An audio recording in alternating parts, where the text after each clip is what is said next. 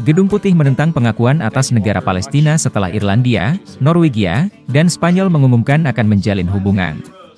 Pernyataan ini memperingatkan Israel agar tidak menahan dana sebagai tindakan pembalasan.